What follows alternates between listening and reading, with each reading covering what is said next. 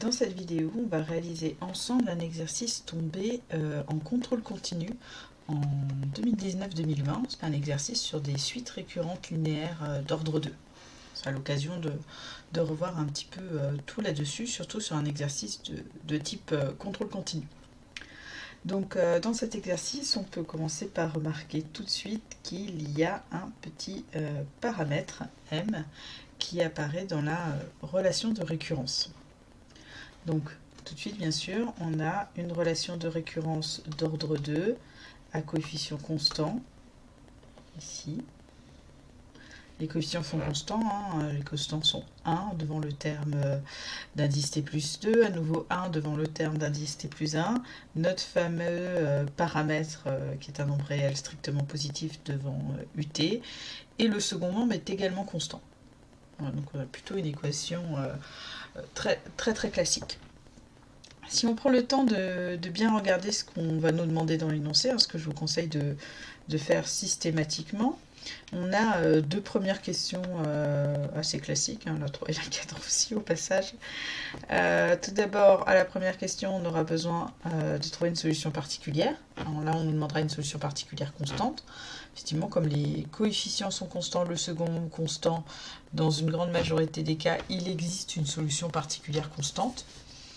Vu qu'on ne nous donne pas d'autres indices ici, et me connaissant moi-même, ça sous-entend qu'on va réussir à en trouver une. Sinon, je vous aurais fourni une autre forme de solution particulière à trouver. Je ne vous en donne pas. Donc là, vraisemblablement, si je ne me suis pas trompée dans l'énoncé, que vous ne vous trompez pas dans les calculs, il y a une solution constante. Ensuite, deuxième étape, exprimer l'expression générale des suites. Alors directement, la relation R, mais ici c'est notre relation complète de départ. Donc c'est pas demandé explicitement, mais on sait comment on va devoir procéder. On va d'abord devoir déterminer les suites qui vérifient la relation homogène.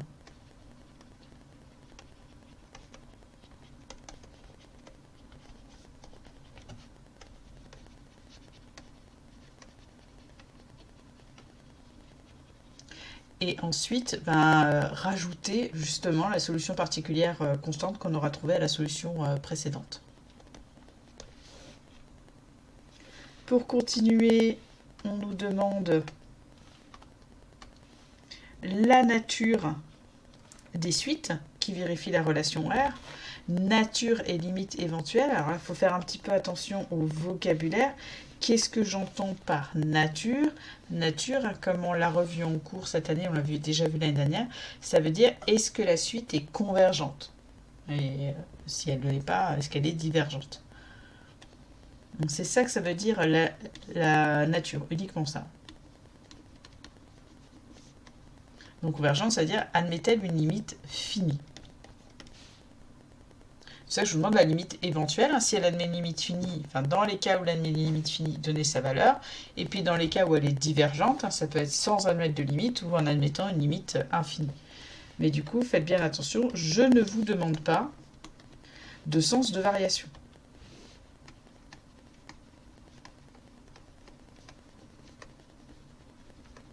Ici, bien sûr. Ici, on ne vous demande pas d'étudier le sens de variation de la suite.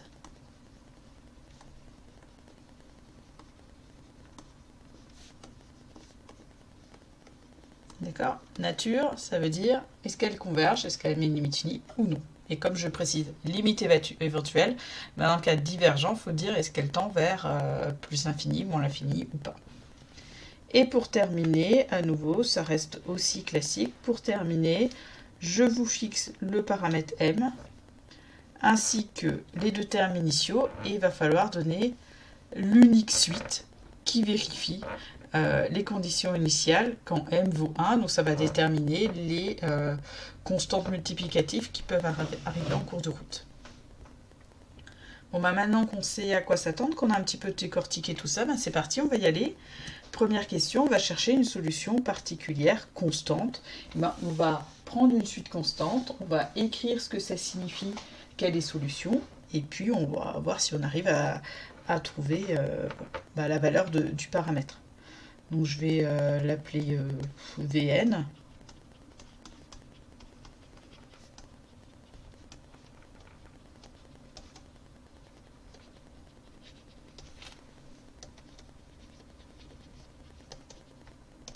Alors, du coup, avant, j'avais pris k un réel. Donc, je prends k un réel. Vn, la suite constante égale à k. Qu'est-ce que ça signifie de dire que Vn vérifie notre relation de récurrence R? Ben, c'est équivalent à dire que pour tout n appartenant au grand N, ben, on a la relation Vn plus 2. Les vieilles habitudes sont revenues. J'ai indexé le temps par n. Mais ça change absolument rien. Juste pas que je m'embrouille. Bon, là j'ai juste écrit ça, et maintenant je vais traduire ça par le sens de Vn. Vn, c'est une suite constante égale à k, donc j'ai k plus mk égale 2.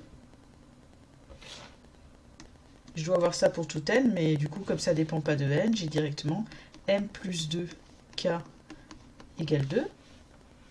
Donc je cherche un k pour lequel ça marche.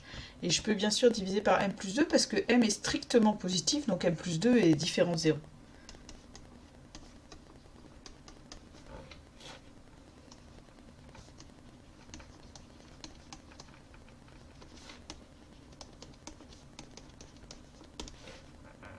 Ainsi, la suite constante égale à 2 sur 2 plus m vérifie la relation R et donc une solution particulière de cette relation de récurrence.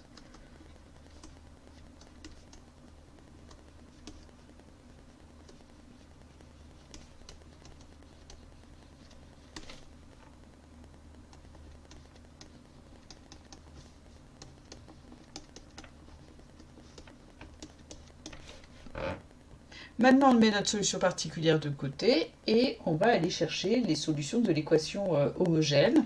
Comme ça, en ajoutant cette solution particulière à nos solutions de l'équation homogène, bon, on aura l'ensemble des suites, enfin la forme de toutes les suites qui vérifient la relation R. Donc c'est parti, on écrit l'équation homogène associée. Donc c'est juste qu'on prend le second membre égal à 2. Avant de faire ça, faites bien attention que vous avez tous les termes U qui sont du même côté. D'accord? Ici, c'est bien le cas, mais sinon, en temps normal, il faudrait bien mettre tous les termes à gauche. Et aussi, une fois qu'on a cette forme-là, tous les termes à gauche, il faut bien vérifier l'incrémentation entre les termes, hein, qu'on a le temps le plus avancé. On recule de 1 à chaque fois, juste avant d'écrire notre équation caractéristique qui va nous permettre d'avoir la forme des suites vérifiant l'équation homogène. Donc c'est x carré plus x plus m égale 0. Bon, ben, on ne va pas chercher des méthodes révolutionnaires. Ici, un petit discriminant. b au carré moins 4 fois a fois c. On se retrouve avec 1 moins 4m. Et là, notre discriminant, eh ben, il peut être négatif, positif, nul, selon les valeurs de m. Par exemple, il est strictement positif si et seulement si m est strictement plus petit que 1 quart. Donc, je vous rappelle hein, qu'on travaille avec m qui est strictement positif. Donc là, le premier cas, pour nous, ça va être quand m est compris entre 0 et 1 quart. On va avoir une certaine situation. Si m est égal à 1 quart, une autre. Et si m est strictement plus grand que 1 quart, encore une autre solution. Donc, premier cas, si m est compris entre 0 et 1 quart. Alors, le discriminant est strictement positif et l'équation caractéristique admet 2 racines.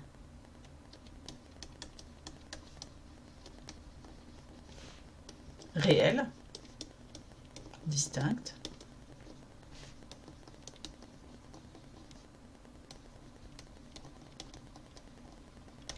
On va les appeler classiquement, nous, R1 et R2, hein, on a nos habitudes. Donc R1, on va avoir moins 1 moins la racine carrée de 1 moins 4m. J'ai rajouté un A. Moins 4m sur 2.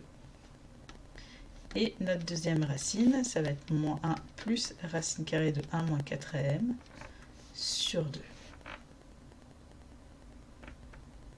Donc l'ensemble des solutions des suites vérifiant l'équation homogène. On va pouvoir les écrire. Donc, pour structurer un petit peu qu'on est dans cette partie-là. Et puis en fait, comme ici on a directement la solution particulière, je vais directement répondre à la question qui est donner l'ensemble des suites vérifiant grand R, vu qu'il suffit de prendre la forme homogène et additionner notre solution particulière qu'on a tout à l'heure.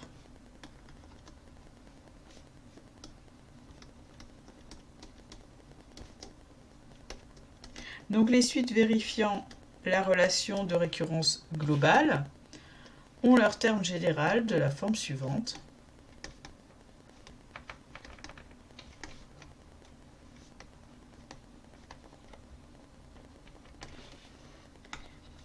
UT égale une constante fois notre première racine. C'est pas forcément très beau. À la puissance t, plus une constante fois notre seconde racine à la puissance t, plus notre solution particulière, qui était notre suite constante, 2 plus 2m.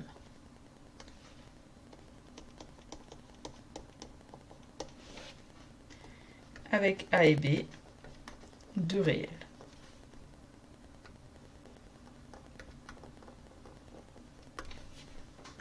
Voilà, donc dans le cas où notre constante, le paramètre m est strictement compris entre 0 et 1 quart, on a donné la forme des solutions, des suites vérifiant notre relation de récurrence. Elles sont ici, elles ont leur terme général qui a cette tête. Donc quand tout à l'heure on devra étudier la nature, il va falloir regarder un petit peu ces termes ici qui sont mis à la puissance t. Qu'est-ce qu'on va pouvoir en dire? Et pour l'instant, on continue, il faut qu'on enchaîne, il faut qu'on regarde m égale 1 quart et m plus grand que 1 quart.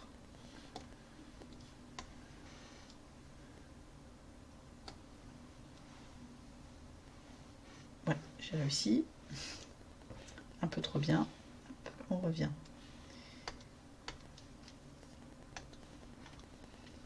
Alors, si m égale 1 quart, je vais faire tranquillement dans l'ordre, alors notre discriminant vaut 0. L'équation caractéristique admet une unique solution, que je vais appeler R0, et qui est donc de la forme moins 1/2, tout simplement.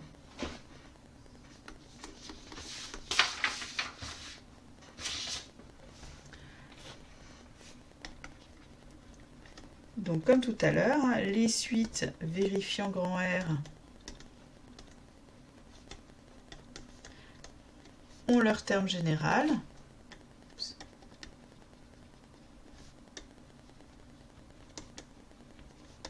De la forme suivante. UT égale A plus B fois T multiplié par la racine à la puissance t. Plus, comme là on est directement avec R, donc on ajoute notre solution particulière constante qu'on a trouvée à la question précédente. C'était ça finalement l'avantage d'avoir la question avant la question 2, c'est qu'on peut bien directement donner la forme des solutions de grand R. On n'a pas besoin de faire la rédaction et pour l'équation homogène, puis pour la relation de récurrence complète après.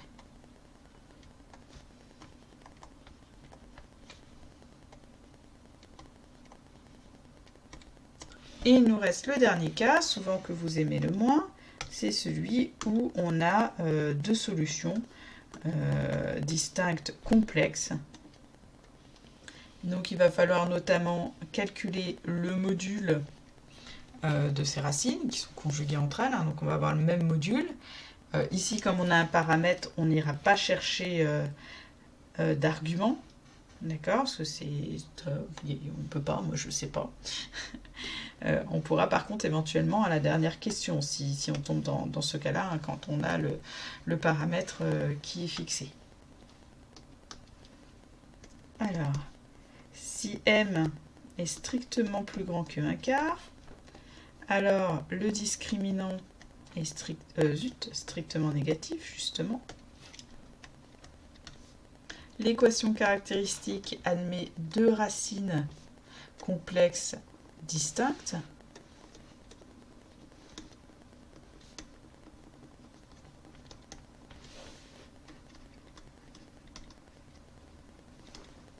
On va continuer d'appeler R1 et R2. Ça me semble des bons plans.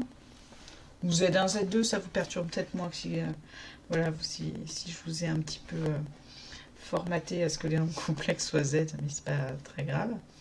Du coup, on est à moins 1 moins I racine carrée de 4m moins 1 sur 2. Alors je vous rappelle pourquoi j'ai cette écriture-là. Hein. Le discriminant, c'était 1 moins 4m. Si je suis dans le cas où m est strictement plus grand que 1/4, ce discriminant, il est négatif. Donc si je veux écrire quelque chose qui, mis au carré, est égal à 2, ce discriminant, je vais prendre par exemple i, et puis je vais vouloir prendre une racine carrée de la valeur absolue de 1 moins 4m. Sinon, je ne peux pas faire la racine carrée, hein, c'est pas positif. Si je mets ça au carré, on a bien l'égalité. Parce que si je mets une racine carrée au carré, j'obtiens la valeur absolue de ce qu'il y a dedans. Enfin, ce qu'il y a dedans, du coup, sinon je n'ai pas le droit de faire la racine carrée. Et le i au carré va faire moins 1. Et ce qu'il faut savoir, c'est que la valeur absolue ici de 1 moins 4m, c'est moins 1 moins 4m. Comme 1 moins 4m est négatif. Et juste par commodité, je préfère, c'est moins 1 plus 4m. Et je préfère écrire 4m moins 1, je gagne un signe. Un peu de fainéantise. Sauf que je suis obligée de vous expliquer tout ça pour avoir le droit de le faire. Ok. Et donc je vais écrire ma deuxième racine également.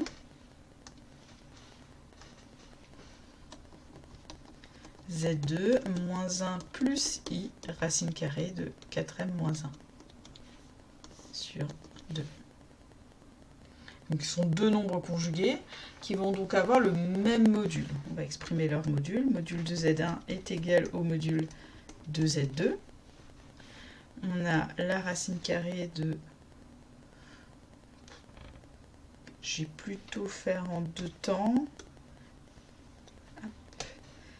Je vais faire le module du numérateur sur module du dénominateur. Même le dénominateur, c'est juste le nombre réel 2.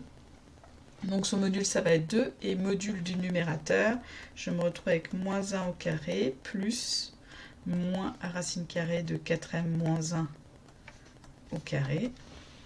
Donc 1 plus 4m moins 1. Donc je prends la racine carrée sur 2. Racine carrée de 4m sur 2. Ça me fait donc racine carrée de m. Donc, les suites vérifiant R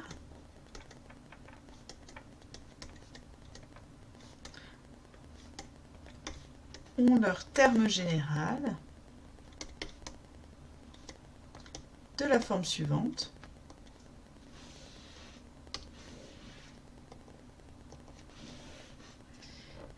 UT égale le module de mes racines à la puissance t, donc racine carrée de m à la puissance t, facteur de une constante fois cosinus de t fois l'argument, un argument de nos solutions, que je vais appeler θ pour l'instant, plus, et qui dépend de m, hein, je mets un petit m en bas, parce que l'argument dépend du paramètre, vu que les racines, les nombres complexes dépendent de m, plus b fois sinus de t fois θ, qui dépend de m, plus, je n'oublie pas, ma solution particulière constante.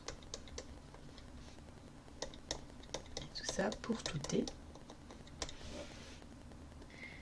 Avec θ indice m, un argument, tant qu'à faire l'argument qui est entre moins pi et pi, mais pas forcément un argument de Z1, Z2 c'est pareil, et A et B de réel.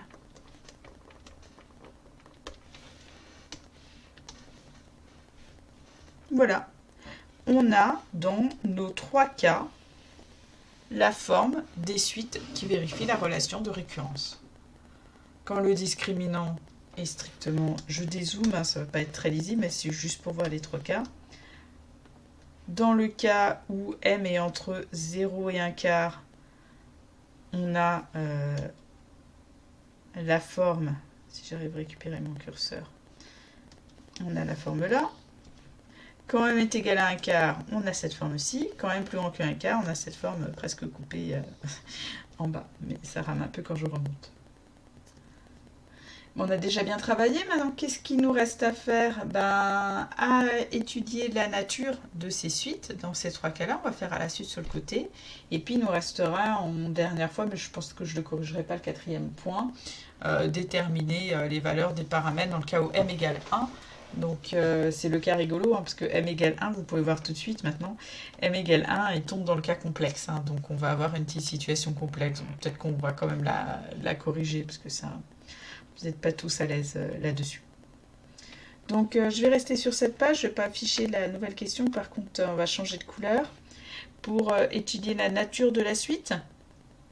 Donc, dans le tout premier cas, je vais me remettre dans le cas où m est égal et entre 0 et 1/4. Il faut qu'on regarde nos 2 racines pour comprendre un petit peu ce qui va se passer, quelles sont... la nature possible. Donc nos racines, elles sont là et ici. Pourquoi c'est elles qu'on regarde? Parce que la solution particulière qu'on a ajoutée, elle est constante. Donc dans la limite, elle ne va pas beaucoup jouer. Qu'est-ce qu'il faut regarder sur nos racines pour savoir si notre suite, elle va converger ou non? Il va falloir les comparer leur valeur absolue à 1. Si la valeur absolue de nos 2 racines est strictement plus petite que 1, elles vont toutes les deux tendre vers 0 et notre suite va converger. Sinon, il y en aura au moins une qui risque d'exploser. Bon, il faudrait regarder les paramètres, hein, mais là, on va essayer de dire ce qui se passe en toute généralité, peu importe, en imaginant que ces paramètres ne prennent pas des valeurs particulières comme 0, ce qui trusterait un petit peu le comportement général. Alors, le problème c'est qu'il y a le paramètre m, donc c'est pas forcément facile de voir ce qui se passe, mais on a quand même r qui est entre 0 et 1/4. Donc si on prend m qui est entre 0 et 1/4, on a 4m qui est entre 0 et 1. Et on a donc 1 moins 4m. Alors je vais écrire 4m moins 1 pour l'instant. 4m moins 1 qui est entre moins 1 et 0. Et donc 1 moins 4m qui est entre 0 et 1. Donc si on fait la racine carrée de 1 moins 4m, on est aussi entre 0 et 1.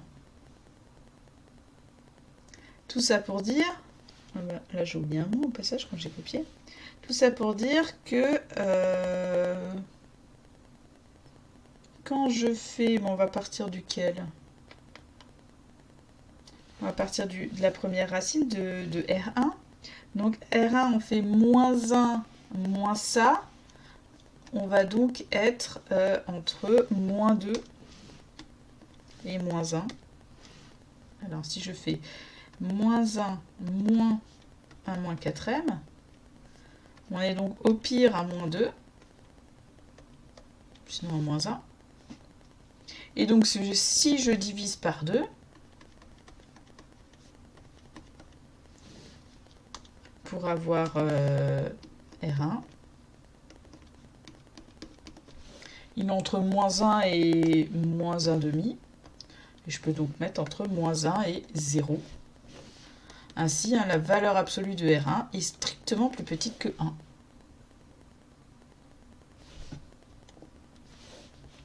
Donc, la première racine, quand je la mets à la puissance t, elle va aller tendre vers 0 quand t tend vers plus l'infini.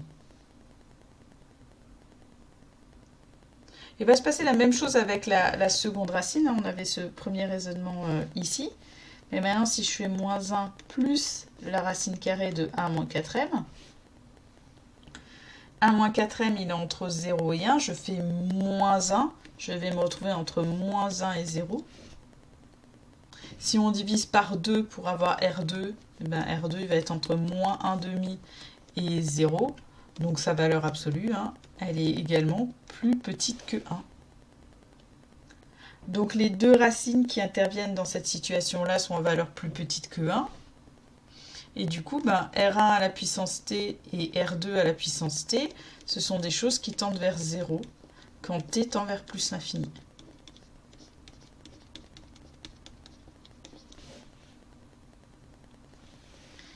Ben, ça va plus être très lisible, hein.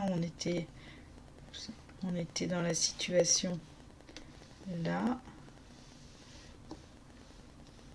Hop.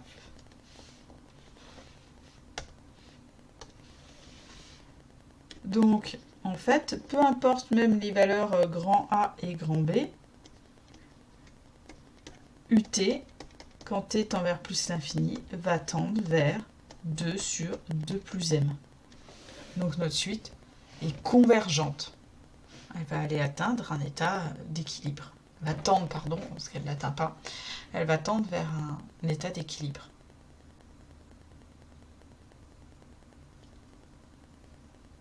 Alors c'était la situation un peu délicate, hein, parce qu'il fallait un peu manipuler les inégalités, mais ça se passe pas trop mal, hein, pour une suite comme ça avec des paramètres. On a régulièrement plus moche comme situation. Alors on va s'attaquer maintenant quand m égale 1 quart. Ça va aller un peu tout seul. Donc on va mettre hop, des petites délimitations. Je vais écrire par ici. L'autre j'écrirai en dessous pour le cas m strictement plus grand que 1 quart. Donc quand m égale 1 quart, bon, ben, on voit tout de suite un moins 1,5 à la puissance t. Quand t tend vers plus l'infini, ben, ça tend vers 0, hein, toujours la même raison. Moins 1,5 en valeur absolue est plus petit que 1. Donc la limite quand t tend vers plus l'infini de ut, ça va être 1 plus 2m. Comme tout à l'heure finalement, on a la même limite. Hein. Pas tout à fait le même comportement, mais la même limite. Alors, est-ce qu'on va avoir encore ça dans le dernier cas?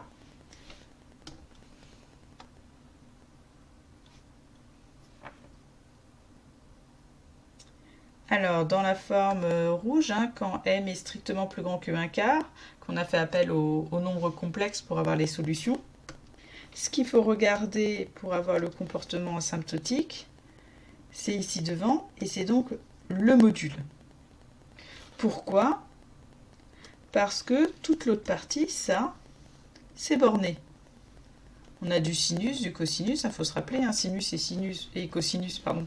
Peu importe leur valeur, ils sont compris entre moins 1 et 1. Donc en fait, tout le terme vert,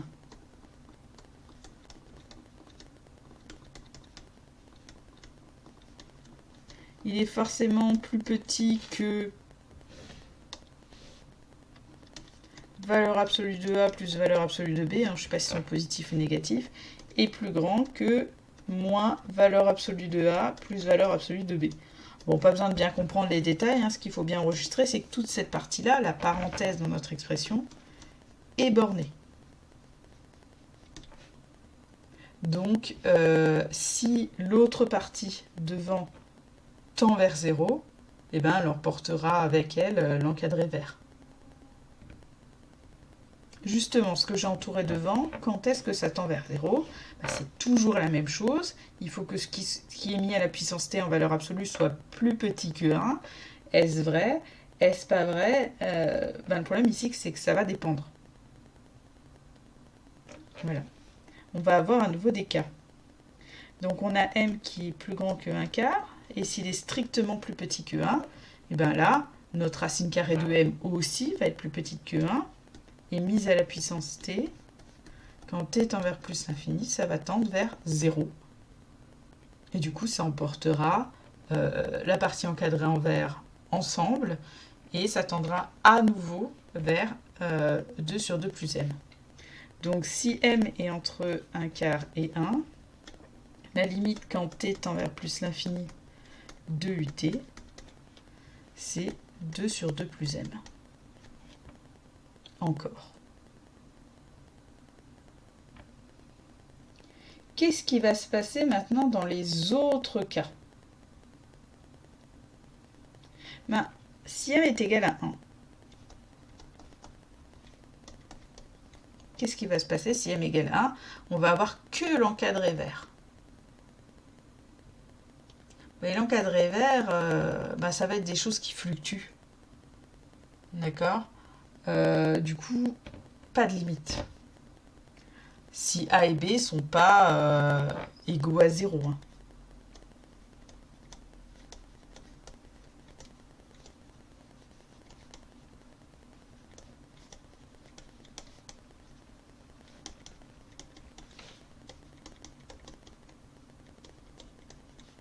Donc notre suite va être divergente. Et là j'ai mis m égale à 1, mais en fait si m est plus grand que 1, ce sera d'autant plus vrai.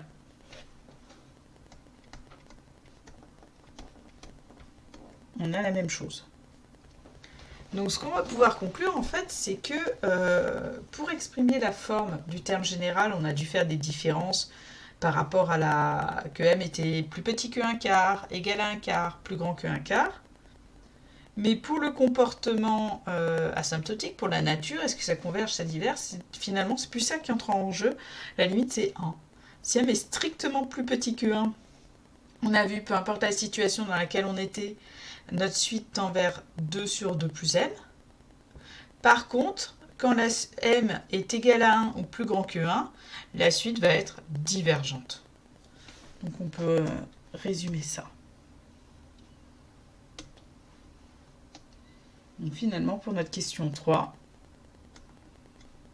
si m est strictement plus petit que 1, alors notre suite ut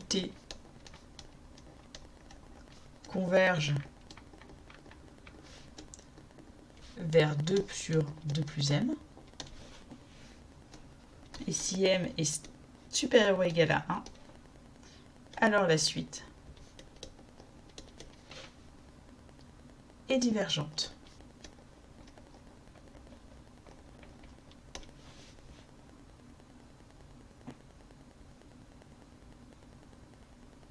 Alors bien sûr, à nouveau, hein, c'est dans les là pour les autres, j'ai mis dans les cas où on a m et b qui sont différents de 0. Or, cas très spécifique qui pourrait arriver. Qu'est-ce qui se passe hein, si a et b sont égaux à 0? C'est qu'en fait, on a la suite constante égale à 2 sur 2 plus m. C'est qu'on a commencé à l'état d'équilibre. Donc si on ne commence pas en fait à l'état d'équilibre, et que m est plus grand que 1, la suite va diverger. Par contre, la seule façon qu'elle a de converger dans ce cas-là, ce serait de démarrer déjà à son état d'équilibre. Et puis, l'état d'équilibre, ça dit ce que ça veut dire. Hein. Elle y reste notre suite. On va s'arrêter là sur cet exercice-là. Finalement, j'ai déjà atteint la demi-heure, donc je ne vais pas faire le dernier cas où on met tout spécifique. Hein. C'est finalement un exercice un petit peu de trigonométrie, hein, parce qu'il faut reconnaître un cosinus et un sinus pour avoir l'argument particulier. C'est à peu près tout. On a déjà, je pense, vu des choses les plus compliquées.